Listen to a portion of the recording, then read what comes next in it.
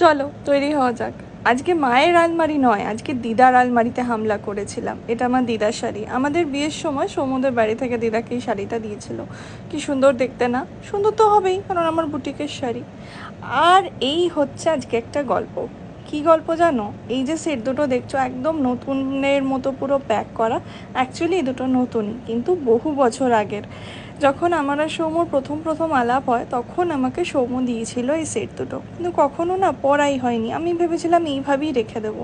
তারপর দেখলাম যে না, কতদিন ওদেরকে আর প্যাকেটের ভেতর বন্দি করে রাখবো।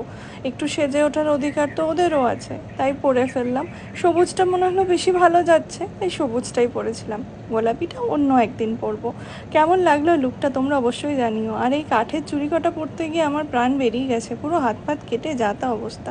যাই হোক, এই ছিল ফাইনাল লুক। ভালো লাগলে অবশ্যই লাইক কমেন্ট করে জানিও।